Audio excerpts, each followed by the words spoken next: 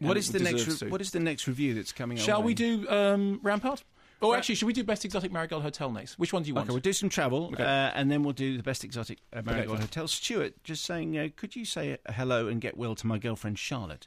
Last year she introduced me to your show, and now has me listening to you both on a regular basis. She's a huge fan who never misses an episode. That's what this is, an episode. An episode. And she has confessed on occasion that in the matters of the heart, it's a close-run thing between me, says Stuart, and Mark.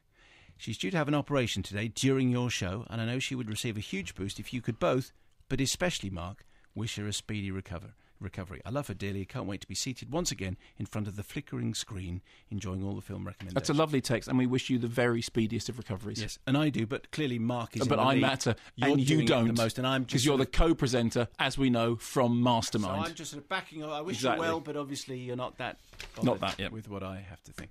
So, Best Exotic Marigold Hotel. Dave Powell in Somerset. Do you remember when you had Tom Wilkinson on the programme? Yes. Talking about the "and" in a list of film credits.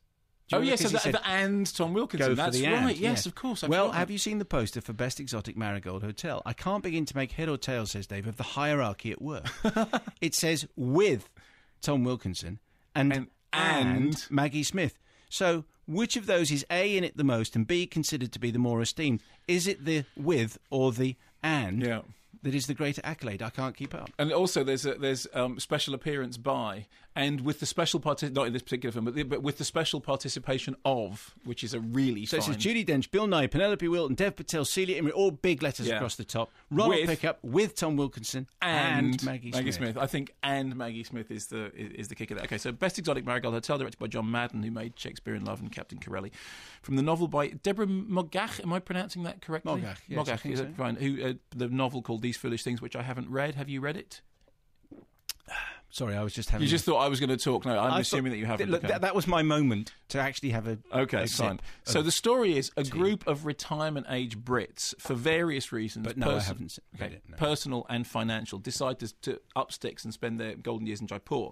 So they answer an ad for a hotel, which is described as offering a kind of Raj-style fabulous living. Of course, what happens is they get there, they find it's a crumbling wreck, and there's unbelievable heat and enormous, noise and a sensory overload. And some of them react to it well, some of them don't.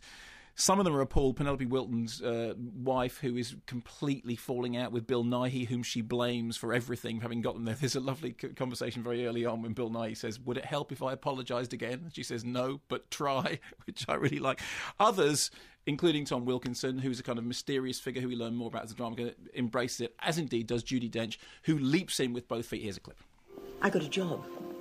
My first ever. I'm going to be a sort of cultural advisor. A role I'm sure you'll perform with great distinction. Perhaps you wouldn't mind keeping that to yourself. Well, I'm flattered you told me about it. Good evening, the Ainsleys. Did you have a good day? Spectacular, actually. I went to the temple you told me about. A place of meditation and peace. It was quite stunning. So spiritual, I bet you never noticed the smell of elephant dung. No elephants, sadly. I thought I might see you there. Where did you get to instead? Yes, where do you get to every day? Well, I've just been telling Mrs. Greenslade all about it. I'm sure she wouldn't mind hearing it again. Oh, I talked to the chef for you. Absolutely no problem. Did you hear that, Douglas? Plain grilled food, manna from heaven. I don't have to have it too, do I? I can't thank you enough. You really should see this temple. Oh, I'd like to very much. But maybe take a clothes peg for your nose. All of which kind of gives you a sense of the tone of the movie. Now, the interesting thing is, went to a screening of this, the National Press Show screening, and came out afterwards. And often what happens is that, the critics do talk to each other, and often it's, jovial terms. And Tim Robey, who I like very much, was saying, is it in some way, is it sort of Hostel 3? Not really in the resume, it is a Hostel 3, because, it's that story about the Brits go abroad and they find out that it's completely different to what they imagined. You get one version of it and they get there and the hotel is crumbling. And then everybody else was saying, no, it's not that, it's Slum Dad Millionaire, because it's about the... And actually, I was thinking about, when I was watching the film, that the thing it's closest to, and it's very, very different film, but the thing it's closest to in terms of the problem with describing it is it's like Ladies in Lavender. Do you remember Ladies in Lavender with Charles Dance? Remember that? That's his official on-screen name, isn't it? It is, yeah. Well, it's because the first time I ever met him, he did introduce himself as Charlie Dance. Really? Yeah, he did. He said, I'm Charlie Well, Dance. And he's very nice. He goes to our local supermarket. Does I might ask him. In that say, hello. Charles Charlie Dance. Charles Charlie Dance. And he was saying that the problem that he had with Ladies in Lavender was the whole idea that... It's a Lidl, by the way, in case you're wondering. What's a Lidl? It's a supermarket. I wasn't wondering at all, but thank you for dropping in that bit. Or an Asda, I can't remember. Okay, fine. Can I move on with the film review? Yeah, absolutely. Just in case people were wondering. I'm sure that Charles Charlie Dance shops. Oh, okay, fine. I see. Sorry, I thought they were wondering where you shop. No. That the problem is with Ladies in Lavender that it's called Ladies in Lavender, that it has a poster that's covered in lavender, and you look at it and you think it's the Saga Market, and that's it.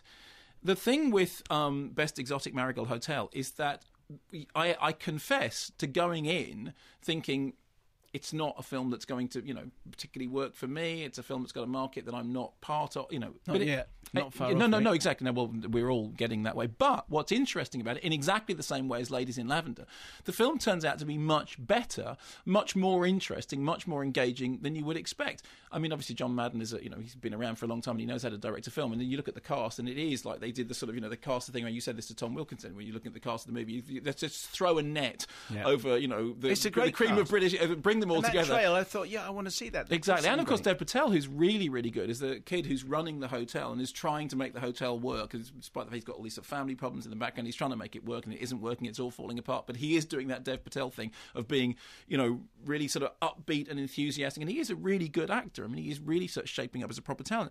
And what I liked about it was having gone in, with a title that kind of implies fried green tomatoes at the Whistle Stop Cafe, in the same way, the Best Exotic Marigold Hotel. It's one of those things that doesn't quite make sense. And what is it trying to say? And then you look at the cast list, and then actually you look at the trails, and it just looks like that kind of slightly smug, slightly cloying sort of British, tourist drama.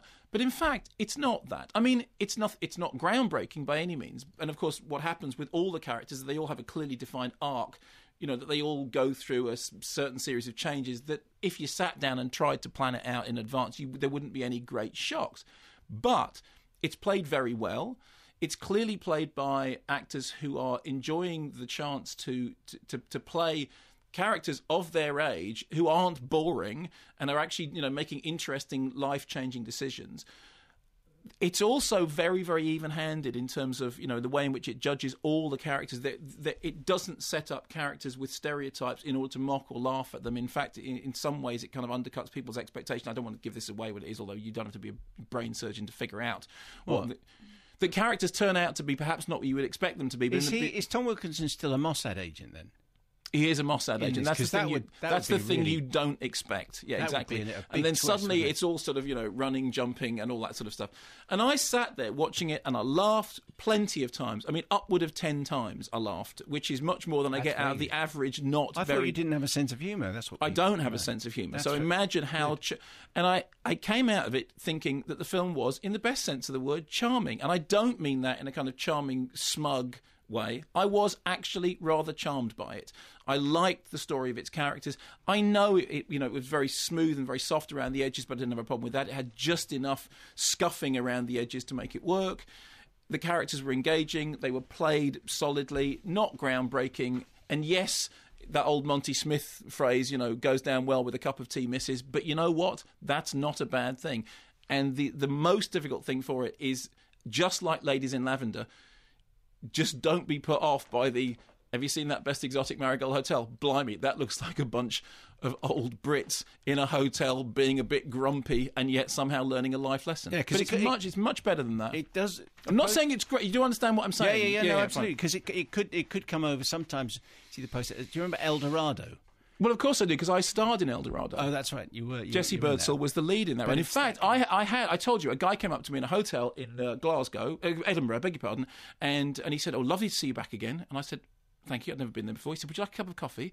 And I went, "Yeah, sure." And he went and got a cup of coffee, and he came back, and I was going to pay. He said, "No, so it's on the house. It's on the house." And I went, "Oh, that's really kind." And he went, "I just want to say, it was terrible that they canned El Dorado."